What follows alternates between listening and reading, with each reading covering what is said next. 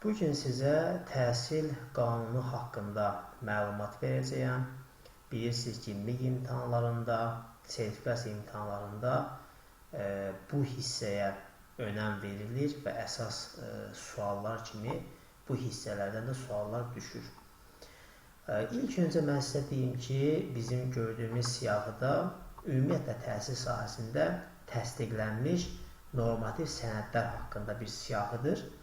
Hazırki dövrdə, demək olar ki, son 3 ildə hansı sənəd nə vaxt imzalanıb, belə tipli suallar düşmür. Ona görə də biz bunların illərini öyrənməyəcəyik. Amma 3 dənə sənəd var ki, mən onların öyrənməyiniz sizin üçün müsahibədə bir üstünlük olacaq deyə tövsiyə edərdim. Bunlar hansılardır? Bunlar 13 yanvar 2009-cu ildə imzalanmış Azərbaycan Respublikasının ümumi təhsil sistemində qiymətləndirmə konsepsiyası sənədidir. Eyni zamanda 19 iyun 2009-da imzalanmış təhsil haqqında Azərbaycan Respublikasının qanunu sənədidir. Və bir də müəllimlərin etik davranış qaydaları sənədi 16 may 2014-cü il. Nə üçün bu 3 dənə sənədi mən xüsusilə qeyd edirəm? Məsələn, müsahibədə sizə sual verəndə, məsəl üçün də bir var ki, siz deyərsiniz ki, bəli, məsələn, şagirdin ilkin səviyyəsini yoxlamaq üçün keçirilən qiymətləndirmə, məsəl üçün, diaqnostik qiymətləndirmədir. Bir də var, deyərsiniz ki, biz bilirik ki, 13 yanvar 2009-cu ildə Azərbaycan Respublikasının ümumi təhsil sistemində qiymətləndirmə konsepsiyası qəbul olunub və bu konsepsiyaya görə diaqnostik qiymətləndirmə ilkin səviyyəni ölçən qiymətləndirmədir. Baxın, sizin haqqınızda nə qədər gözəl təəssürat yarandı. Sizdən müsahibə götürən insan, peşəkar insanlarda sizinlə bağlı daha rahat, daha tez müsbət qərar verə bilirlər. Çünki siz artıq işinizin peşəkarısınız. Kimdənsə eşitdiyinizi yox, sırf qanuna əsaslanaraq cavab verdiyinizi ortaya çıxarır. Yəni, müsahibədə ünsiyyət üçün bu 3 tarixi bilmək bizim üçün çox faydalı olacaq. Gəldi indi mövzunun əsas hissəsinə, Azərbaycan Respublikasının təhsil qanunu. Azərbaycan Respublikasının təhsil qanunu 6 fəsildən, 47 maddədən ibarətdir. Ən balaca fəsil 5-ci fəsildir, cəmi 2 maddəsi var. İndi biz burada 6 fəsil 47 maddə görürük, biz bundan qorxmamalıyıq. Çünki 47 maddənin 47-sindən də suallar bizə verilmir. Ən çox suallar hansı maddələrdən gələrsə, mən bu barədə sizə məlumatlar verəcəyəm. Qeyd edim ki, maddənin nömrəsi əsas deyil, maddənin adı əsasdır. Məsələn, burada var təhsil sahəsində dövlət siyasətinin əsas prinsipləri. Görürsünüz ki, 10 dənə prinsip var. Humanistlik, demokratiklik, bərabərlik, millilik və dünyəvilik, keyfiyyətlilik, səmərəlilik, fasiləsiz vəhdətlik, daimilik, varislik, liberallaşma və inteqrasiya. Baxın, ilk öncə bilməlisiniz ki, bu 10 dənə prinsipin adları hansılardır? Məsələn, görürsünüz ki, burada şəxsiyyətlilik adlı bir tələb yoxdur. Görürsünüz ki, burada şagird yönümlülük adlı bir prinsip yoxdur. Görürsünüz ki, burada nəticə yönümlülük adlı bir prinsip yoxdur. Görürsünüz ki, tolerantlıq deyilən ayrıca bir prinsip yoxdur. Söhbət ondan gedir ki, siz sadəcə bilməlisiniz ki, bu 10 prinsipin adı gələndə bilməlisiniz ki, bu 10 prinsip bura aiddir, yoxsa aid deyil. Birinci detal budur. İkinci detal, biz bunları necə yadda saxlamalıyıq? Məsələn, bizə sual düşəndə təbii ki, bu qanundur. Bizə götürüb öz başqa formada, dəyişik şəkildə sual verə bilməzlər. Qanundan düşən suallar birbaşa cümlədir. O cümləyə görə biz tapmalıyıq. Humanistliyi biz necə yadda saxlayacaq? Milli və ümumbəşəri dəyərlər sözünü görürsünüzmü? Bu söz bir də prioritet sözü. Bu iki ifadəni hansı testdə görsəniz, söhbət humanistlikdən gedir. Əgər milli və ümumbəşəri dəyərlər sözünün yanında prioritet yox, qorunması sözü olsa, o zaman olacaq millilik və dünyəvilik. Azad düşüncə ruhu demokratikliyin açar sözüdür. Vətəndaşların bərabər şərtlər əsasında təhsil alması bərabərliyə aiddir. Təhsilin mövcud standartlara, normalara, sosial-iqtisadi tələblərə, şəxsiyyətin, cəmiyyətin və dövlətin maraqlarına uyğunluğu keyfiyyətlidir. Baxın, burada mövcud standart, norma sözünə diqqət edəcəksiniz. Mövcud standart nə deməkdir? Məsələn, deyək ki, siz repetitorsuz, şagird hazırlayırsınız, deyirsiniz ki, mən keyfiyyətli dərs keçirəm. Ya da ki, məktəbdə müəllimsiniz, deyirsiniz ki, mən keyfiyyətli dərs keçirəm. Əgər sizin şagird gedib Dövlət İmtahan Mərkəzinin suallarından yaxşı nəticə toplayırsa, o zaman deyirsiniz ki, mən keyfiyyətli dərs keçirəm. Çünki keyfiyyətli dərs o deməkdir ki, mövcud standartlara uyğundur. Bizim üçün də mövcud standart Nazirliyin imtahanlarıdır. İstər monitoring imtahanları olsun, istər Dövlət İmtahan Mərkəzi imtahanları olsun. Bu bizim üçün standartdır. Keyfiyyətlik odur ki, mənim aid olmadığım bir imtahandır, mənim özümə aid deyil, dövlət bunu keçirir. Sən həmin imtahanda nəticə toplayırsansa, demək sənə verdiyim təhsil mövcud standartlara uyğundur, normalara uyğundur. Deməli, mövcud standart norma sözünü harada görsəniz, keyfiyyətliliyə aiddir. Səmərəliliyin sinonimi nə ola bilər? Faydalı. Faydalı sözü hansı cümlədə görsəniz və prinsiplər sizdən soruşsa, söhbət səmərəlilikdən gedir. Fasiləsiz vəhdətli daimilik odur ki, insan daim təhsil almalıdır, daim öyrənməlidir. Ona görə həyat boyu sözü ki var, insanın bütün həyatı boyu ardıcıl davam etməsi, bu fasiləsiz və vəhdətli daimiliyin açar sözüdür. Varislik nə ola bilər? Bilik və təcrübəni gələcək nəslə ötürmə. Gələcək nəslə ötürmə, varis, vərəsəlik, bunlar hamısı varisliyə aiddir. Liberallaşma nə deməkdir? Təhsil sahəsinin və təhsil fəaliyyətinin açıqlığının genişləndirilməsi. Bu bir qədər sual doğurur, bu nə deməkdir? Bu deməkdir ki, əgər siz beynəlxalq bir ölkədən, dünyadan bir xoş nümunə görmüsünüz və həmin qaydanı gəlmişsiniz, sinifdə edirsinizsə və həmin qayda bizim mentalitetə zidd deyilsə, bizim qaydalara zidd deyilsə, o zaman biz sizi alqışlayacaq. Yəni, biz dünyadan gələn xoş bir şeyləri götürə bilirik. Buna liberallaşma deyilir. Hələ Xan Akademinin özü, məsələn, biz Xan Akademini hər yerdə təbliğ edirik. Xan Akademi bizimdirmi? Xeyr, bizim deyil. Beynəlxalqdan gələn bir nümunədir. Bəs bunu nə üçün biz tətbiq edə bilirik? Niyə bəs bizə bunu irad bildirmirlər? Çünki bizdə liberallaşma prinsipi var. O şey ki, xoşdur, hansı ölkəyə aid olmasına asılı olmayaraq, şagirdlərimizə fayda verirsə, bizim qaydalarımızı pozmursa, biz onu tətbiq edə bilərik. Biz buna deyirik liberallaşma. Bir də var inteqrasiya. İnteqrasiya məlum məsələdir ki, bizim təhsil sistemi dünya ilə uyğunlaşmalıdır, dünyaya səmərli formada qoşulmalıdır, qovuşmalıdır və s. Deməli, burada qeyd olunan 10 prinsipin hər birinin açar sözü var. Həmin açar sözləri diqqət eləmək lazımdır. Bəs ümumilikdə baxanda, bəs bunlar nə deməkdir, mahiyyət nədir? Humanistlik o deməkdir ki, bizim təhsil sistemi özü üçün prioritetlər seçə bilir. Məsələn, biz bugün sağlamlıq, təhlükəsizlik, ətraf mühitə insanlara qayğı, tolerantlıq, dözümlülük özümüz üçün prioritet seçmişik. Yəni, biz şagirdlərə də bunu başa salırıq ki, bizim üçün fərqi yoxdur.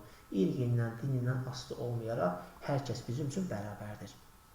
Demokratiklik azad düşüncə ruhunda tərbiyədir. Bərabərlik o deməkdir ki, insanlar bərabərdir, hamı təhsil ala bilər. Millilik, dünyəvilik o deməkdir ki, biz nəinki humanistlikdə olduğu kimi, məsələn, tolerantlığı prioritet seçirdik, biz hətta tolerantlığı təbliğ edirik. Hər yerdə tolerantlığı nümunə göstəririk. Buna millilik, dünyəvilik deyilir. Keyfiyyətli bayaq izah elədim, həmin qaydadadır. Səmərəlilik də faydalı metodun seçilməsi kimidir. Fasiləsiz vəhdəti daimilik aydındır, insan ömür boyu təhsil almalıdır. Yəni, bağça, deyək ki, ümumi təhsil, peşə təhsili, orta ixtisas təhsili, ali təhsil, ali təhsil daxilində də doktorantura bitirəndən sonra elmlər doktorluğu və s. belə davam edir. Görürsünüz ki, biz 80 yaşlı insandır, elmlər doktorudur, amma hələ də nəsə araşdırır. Onların 6 aylıq planları olur, 6 aylıq planı verirlər və sonra onun üzərində fəaliyyətlər göstərilir. Yəni, həyat boyu öyrənmə mümkündür. Varislik bəlli oldur, gələcək nəslə ötürmə, liberallaşmanı da biz bayaq izah elədik, inteqrasiyada dünya ilə ayaqlaşmadır. Gəldik maddə 4-ə. Maddə 4-dən düzdür, testlərə düşmür, amma biz maddə 4 bizə nəyi öyrədir? Maddə 4 bizə öyrədir ki, biz əslində məktəblərdə bəzən tələb qoyulur ki, bu məktəb deyək ki, neçə ildir ali təhsilli şagird yetişdirmir. Əslində belə bir məqsəd yoxdur məktəbin. Məktəbin məqsədi vətənpərvər insan yetişdirməkdir, bacarıqlı insan yetişdirməkdir, şəxsiyyət yetişdirməkdir, sədaqətli insan yetişdirməkdir, mütəxəssis kadr hazırlamaq, yəni ali təhsilə göndərmir, peşə təhsilinə göndərir, yaxşı insan hazırlamaq. Məktəbin məqsədi bunlardır. Biz bəzən görürük sosial mediada, görürsə biri status yazır ki, məsələn, bu məktəbdə neçə ildir qəbul yoxdur, məktəb niyə bağlanmır? O başa düşmür ki, məktəbin məqsədi qəbul yaratmaq deyil. Məktəb minimum standartları həyata keçirir. Repetitorlar isə maksimum standartlar üçün çalışır. Məktəb müəllimi ilə repetitor eyni funksiyanı daşımır, eyni prosesdə deyirlər. Bunu ilk öncə dərk etmək lazımdır. Yəni, maddə 4-ü oxumaq lazımdır, yəni bu testə düşməsə də dərk etmək üçün. Təhsil sisteminin quruluşu da testlərə düşmür, amma biz onu oxumalıyıq ki, bilməliyik ki, təhsil sisteminə nələr aiddir, hansı proseslər aiddir, deyək ki, nələr bunun daxilində var və s. Gəldik təhsilin formaları. Təhsilin formaları ümumiyyətlə Azərbaycanda 3 forma var. Formal təhsil, qeyri-formal təhsil, bir də informal təhsil. Formal təhsil odur ki, sonda sənəd verilir, məsələn, attestat. Sonda dövlət sənədi verilirsə və bu sənədi bütün respublika qəbul edirsə, bu formal təhsildir. Qeyri-formal təhsil, məsələn, kurslar. Siz bugün mənim dərsimi izləyirsinizsə, bu qeyri-formal təhsildir. Çünki mən sizə sənəd versəm belə, həmin sənəd sizə əlavə bal verməyəcək. Yəni, Təhsil Nazirliyi sizin bu sənədə baxıb sizə qəbul etməyəcək. Çünki bu qeyri-formal təhsildir. Bizim verdiyimiz sənəd dövlət tərəfindən qəbul olunmur və bu əsas sənəd sayılmır. Yəni, attestat kimi güclü deyil. Bir də var informal təhsil. İnformal təhsil odur ki, özü-özünə öyrənmədir. Yəni, bu heç bir müəllimdən, heç bir dostundan kömək istəmir, özü araşdırır, kitablar tapır, internetdə axtarır və özü bir yol tapır və öyrənir. Buna deyilir informal təhsil. İndi burada diqqətli olun, təhsil sənədinin verilməsi sözü həmişə formala aiddir. Təhsil sənədinin verilmir sözü qeyri-formala aiddir. Birdən deyirsiniz ki, müəllim, axı informalda da təhsil sənədi verilmir. O zaman mən deyəcəyəm ki, təhsil sənədi verilmir, düzdür, mən sizlə razıyam, informalda təhsil sənədi verilmir, lakin onun tərifində yoxdur, axı təhsil sənədi verilmir. Öz-özünə sözü harada olsa informal təhsildir. Gəldi növbəti əsas maddəyə. Demək, biz burada təhsilin formaları da quş qoyaq. Eyni zamanda təhsil almaya da quş qoyaq, çünki əsas temalardır, əsas hissələrdir. Azərbaycanda təhsil alma formaları 4 hissəyə bölünür. Əyani, qiyabi, distant və sərbəst. Əyani məlum məsələdir. Tələbəlikdən də bilirsiniz. Orta məktəbdə bizdə yalnız əyani təhsildir. Qiyabi təhsil, distant təhsil yoxdur. Əyani və sərbəst təhsil var. Qiyabi təhsil odur ki, yəni xaricdə var bizdə, amma o hələ ki yoxdur. Yəni universitetdən bilirsiniz, tələbə cəmi ildə 2 dəfə gəlir, imtahan verir, hər gün gəlmir. Distant təhsilin tərifi nədir? Müəllimlə tələbənin bir məkanda olmasını tələb etməyən sistem. Bizdə də hələ distant təhsil haqqında qanun yoxdur, yəni distant təhsil bizdə hələ tətbiq olunmur. Açığı bizdə, yəni ölkə ərazisi böyük deyil. Distant təhsil adətən o ərazilərdə həyata keçirilir. Məsələn, Avstraliya kimi dövlətin ərazisi böyükdür, insanlar bir-birindən çox uzaqdadırlar və distant təhsil orada effekt verir ki, daha uşaq o qədər məsafəli məktəbə gəlmir, əgər məktəb sayı düzəlmirsə və o zaman distant təhsil həyata keçirilir və s. Gəlirik sərbəst təhsilə. Sərbəst eksternal təhsildir. Mən sərbəst təhsil haqqında sizə burada hələ yazılmayan bəzi hissələri də təqdim edəcəyəm. Sərbəst təhsil haqqında biz nə deyə bilərik? Sərbəst təhsilin ikinci adı eksternat təhsildir. Sərbəst təhsil nə üçün həyata keçirilir? Müəyyən səbəblərdən, üzürlü səbəblərdən və yaxud üzürsüz səbəblərdən təhsildə uzaqda qalan uşaqlar olur, şagirdlər olur. Məsəl üçün, deyək ki, valideynləri Rusiyaya köçür, o da valideynlərlə birlikdə gedir, sizin sinifdən ayrılıb getdi. 2 il sonra qayıdır.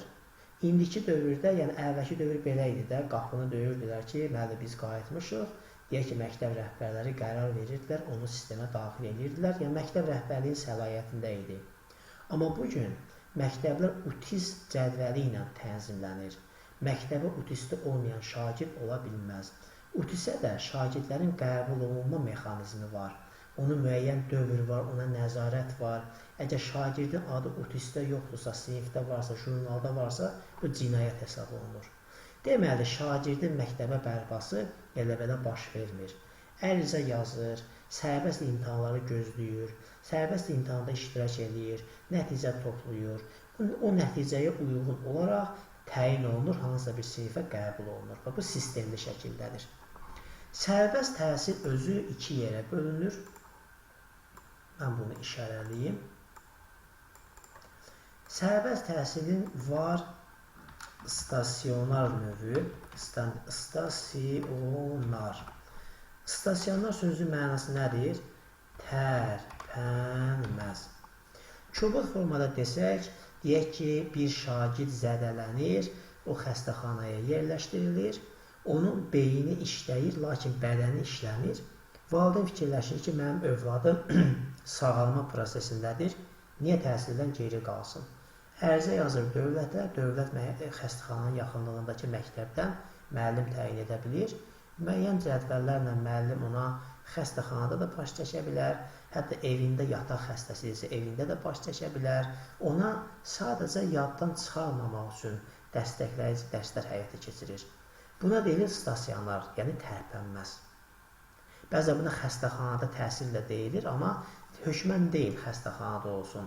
Yataq xəstəsidir, fiziki qüsurludur, fiziki problemdir, düzdür, amma yataq xəstəsi olduğuna görə məktəbə gedə bilməz. Sərbəst təhsilin ikinci qrupu gedir fərdi təhsil. Fərdi təhsil də öz növbəsində 2 yerə bölünür. Mən bunu 2 hissəyə bölüm.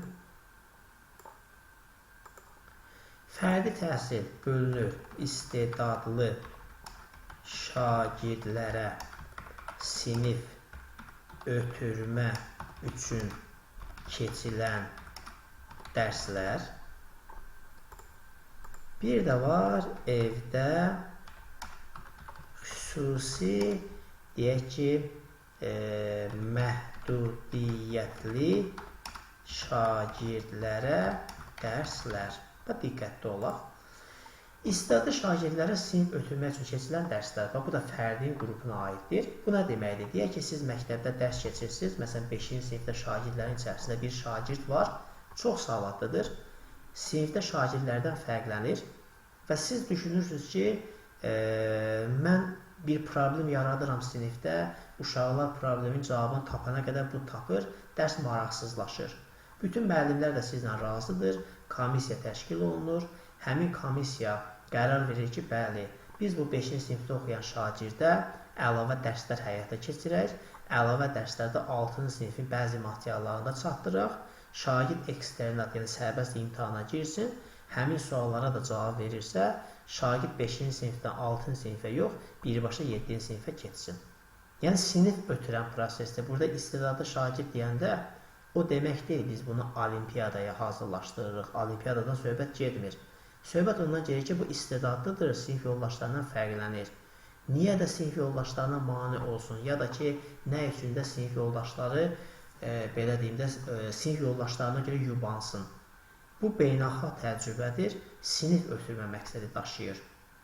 Bəs evdə xüsusi məhdudiyyətli şagirdlərə dərslər nə deməkdir? Biz bunun adını uzun illər inklüziv təhsil adlandırmışıq. Ancaq bugün inklüziv təhsil Yəni sinifin içində də var, nəinki evdə keçirilən dərslərdə. Bəs bu nə deməkdir? Məsələn, bəzi şagirdlər var ki, həmin şagirdlər məsələn yüksək şəkər xəstəsidir. Ona hər saatdan bir insulin dəyir. Onu məktəbə göndərmək olmaz. Təhlükəlidir. Həyatı üçün təhlükə yarana bilər. Demək, bu şagirdə evində dərs keçirilməlidir. Və yaxud şagirddə deyək ki, hemofiliya xəstəliyi var. Təhlükəlidir. Məktəbə gələ bilməz. Və yaxud görmə əngəllidir, eşitmə əngəllidir. Məktəbdə də müəyyən kadrlar yoxdur ki, onlara deyək ki, dərs keçə bilsin. Düzdür, bəzi məktəblərdə bəzi müəllimləri kurslara cəlb edədilər, onlara deyək ki, defektologiyanı öyrətdilər, amma bütün məktəblərdə bu təmin olunmuyor. Deməli, evdə, məsələn, əlildirsə buna aid deyil. Üzr istəyirəm, şikəstdirsə buna aid deyil. Kəkəliyirsə buna aid deyil. Yəni, fiziki qüsurlu uşaqlara aid deyil. Fiziki qüsurlu uşaqlar yalnız məktəbə gəlməlidir, təkcə yataq xəstələri istisna olmaqla. Ona görə də mən təxminən 3-4 il bundan əvvəl bir beynəlxalq konferansda iştirak elədim. Orada bir nümayəndə BMT-nin statistikanı təqdim elədi və qayət dedi ki, biz Azərbaycanda müəyyənləşdirmişik ki, 17 minə yaxın şagird məktəbə gedə bilmir, evdə də onlara dərs keçilə bilmir. Evdə ona görə dərs keçilə bilmir ki, əlillərə evdə dərs prosesi yoxdur. O məktəbə gəlməlidir. Məktəbə də gələ bilmir, çünki məktəblərin hamısında ideal şərait yoxdur ki, o öz əlil arabası ilə istənilən mərtəbəyə gedə bilsin, istənilən sinifə gedə bilsin sərbəst şəkildə. Demək, bu 17 min nəfər şagird potensial yükdür gələcək üçün. Demoqrafik yük adlanır bunlar. Bu bir gərginlik yarada bilər. Ona görə də xüsusi məhdudiyyətli şagirdlər üçün ya belədir, hazırki qanun bunu deyir ki, fiziki qüsurlu şagird əlildirsə, şikəstdirsə, evdə dərs keçə bilməz, o mütləq məktəbə gəlməlidir. Məktəbin şəraiti olsa da, olmasa da belə bir qanundur. Ümid edirəm ki, sərbəst təhsil haqqında müəyyən qədər məlumatımız oldu.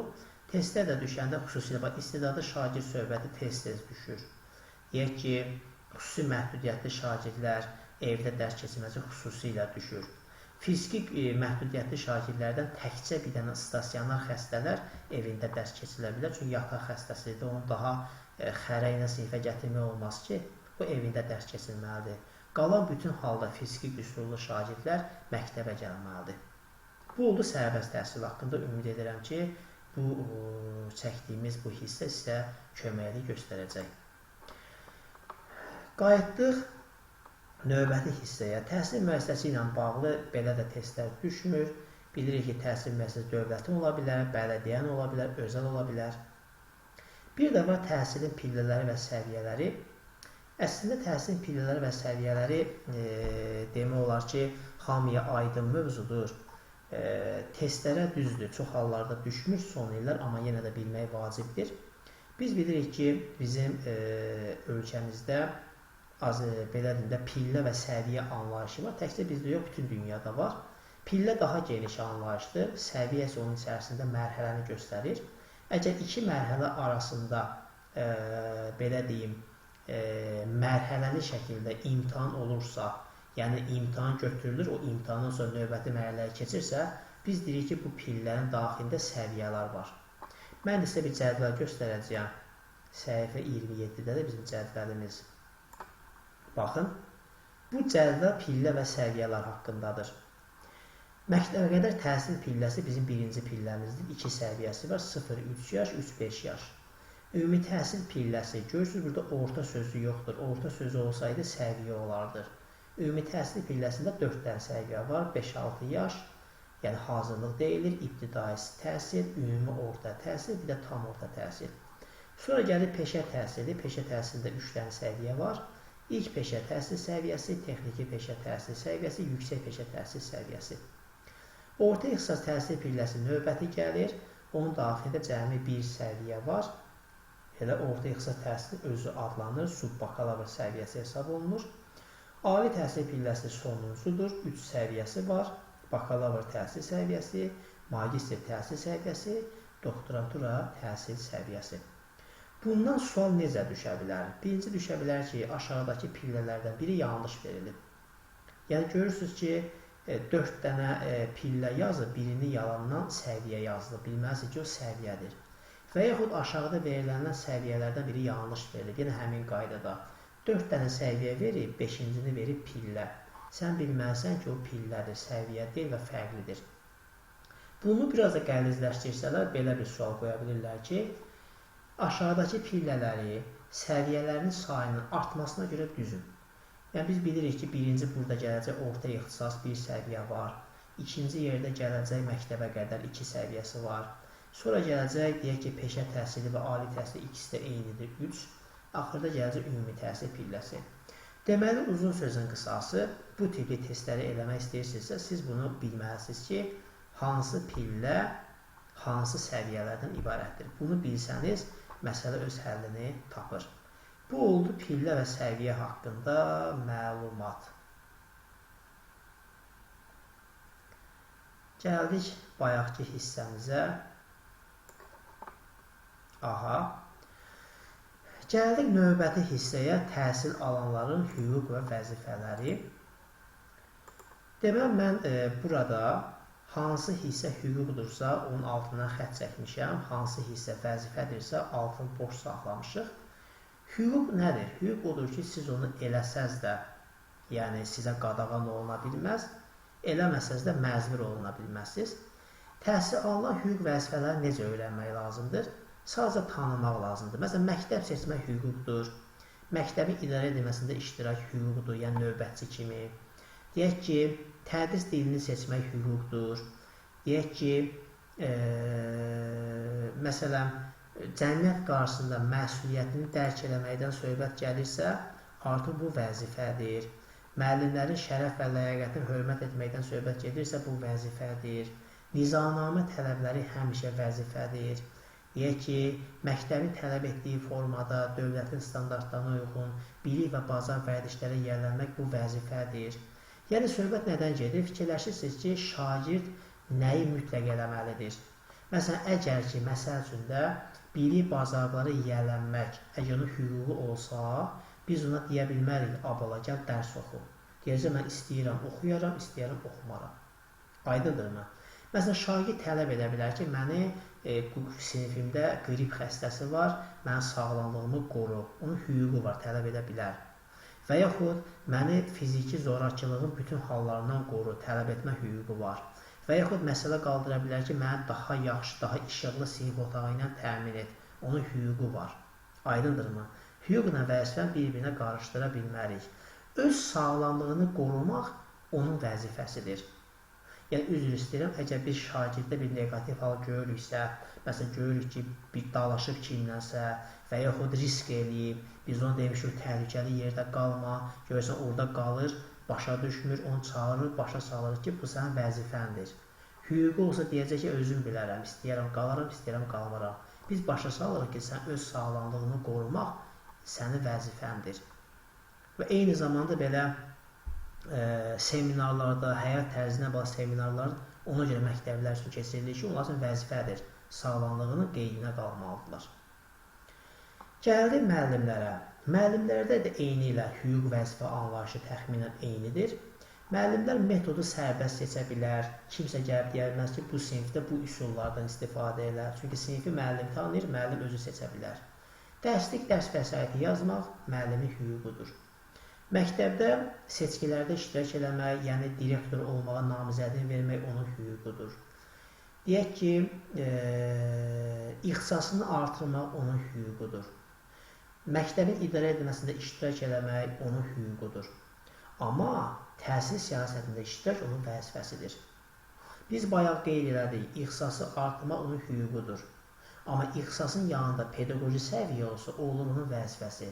Çünki pedaqoji səviyyə hər bir müəllim üçün vəzifədir. O, yəni müəllimin ixtisası kitablarında və ya metodik vəsaitlərin həmişə əvvəlində qeyd olunur ki, məsələn, bu qaydalar olacaq, bu üsullar olacaq, müəllim davamlı olaraq ona diqqət eləməlidir. Bəs müəllimin başqa hansı vəzifələri var? Məsələn, şagird bayaq deyirdi ki, məni sağlamlıq şəraiti ilə təmin elə. Onu tələb etmə şagird üçün hüquqdur, müəllim üçün vəzifədir. Müəllim şagirdin zorakılığının bütün formalarını qorumalıdır. Müəllim şagirdi təhlükəsiz şəraitlə təmin etməlidir. Bu müəllimin vəzifəsidir. Risk edə bilməz, çünki müəllim öz vəzifəsini poza bilər. Burada sizi maraqlandıran bir hissə olacaq. Dərsdən kənar tədbirlər keçirmək və məktəbdən kənar tədbirlər keçirmək. Bu da müəllim üçün vəzifə sayılır. Deyərsiniz ki, müəllim, axı mən evdə filan işi görürəm, məktəbdən kənar tədbirdir. Mən də sizə deyəcəm ki, sənin evdə gördüyün işin təhsil qanununda nə işi var? Söhbət sənin evdə gördüyün işdən getmir, söhbət məktəbdən kənar işindən gedir. Məsələn, tədbirlər planı hazırlayıblar. Siz bilirsiniz ki, Xocalı soyqırımı ərəfəsində sizin dərsiniz Xocalı abidəsi önündə keçilməlidir. İlin əvvəlində də təsdiqləmişsiniz. Təsdiqləmişsiniz ki, filan vaxtı keçirilməlidir. Bu artıq sizin üçün vəzifədir, onu yerinə yetirməlisiniz. Bəs valideynlərin hüquq vəzifələri hansılardır? Bu da sizin üçün maraqlı ola bilər. Valideynin əslində iki əsas vəzifəsi var. Övladlarını yetkinlik yaşına çatdırmağa qədər yaşatmaq, yemək, içmək, xəstədirsə dərman, məktəbə çatdırmaq və s. İkinci vəzifə övladının vətənpərvərlik ruhunda, Azərbaycançı ruhunda tərbiyə etmək. Bu ikisi onun vəzifəsidir. Yox, əgər siz deyirsinizsə ki, valideyn iclasına gəlməlisə sənin vəzifəndə, bu səhvdir. Valideyn iclasına gəlmək onun hüququdur. Məktəbə könüllü yardımlar edə bilər, onun hüququdur. Məktəbdə valideyn komitəsinin tərkibində iştirak edərək məktəbin idarəedilməsində iştirak edə bilər, bu onun hüququdur. Şagirdlərin hüquqlarını müdafiə edə bilər, təşəbbüs irəli sürə bilər, bu onun hüququdur və s. və ilaxır. İndi burada bir detal da var, əməkdaşlıq. Məsələn, valideynlə əməkdaşlıq həmişə müəllim üçün vəzifədir, amma müəllimlə əməkdaşlıq valideyn üçün hüquqdur. Bu nə deməkdir? Müəllim israrlı olmalıdır. Valideyn telefonu götürmürsə, müəllim ona dəfələrlə cəhd eləməlidir, evinə getməlidir. Hətta məsəl üçün deyirəm, yəni müəllim deyə bilməz ki, mənim hüququmdur. Müəllim üçün valideynlə əməkdaşlıq vəzifədir, valideyn üçün isə bu hüquqdur. Bəs hansı hallarda əməkdaşlıq valideyn üçün də vəzifə ola bilər? Məsələn, məktəb qərar verib ki, dərslər saat 8-də başlayır. Məsələn, valideyn əgər buna əməl edəmirsə, davamlı olaraq dərsi pozursa, uşağa gec gətirirsə, bu zaman o əməkdaşlıq bu məqamda vəzifədir valideyn üçün ki, dərs sistemi pozulmasın. Bəs bir dənə vəzifə var ki, həmin vəzifə hamı üçün vəzifədir. Məktəbə kim gəlirsə gəlsin, buna əməl etməlidir. Şagird də, valideyn də, qonaq da, hər kəs. Buna deyilir məktəbin nizamnaməsi. Məktəbin nizamnaməsinə hamı əməl etməlidir. Ümumi təhsilin idarə olunmasının prinsipləri var. Bu, məktəbə qədər müəssisələrdə də belədir, məktəbdə də belədir. Məktəb fəaliyyəti hesabatlı olmalıdır, məsuliyyətin bölüşdürülməsi əmələ gəlməlidir, inkişaf monitorinq olunmalıdır. Bu üç xüsusiyyət, üç prinsip bütün məktəblərdə həyata keçirilir. Hesabatlı iş, məsuliyyətin bölüşdürülməsi, inkişafın monitorinqi. Dəyərli izləyicilər, təhsil qanununun əsas hissələri barədə məlumat verdim. Biz növbəti dərslərdə müəllimlərin etik davranış qaydaları sənədi haqqında da məlumat verəcəyik. O da qanunlara daxildir, o da qanunla tənzimlənir. Bugünkü dərsimiz bu qədər.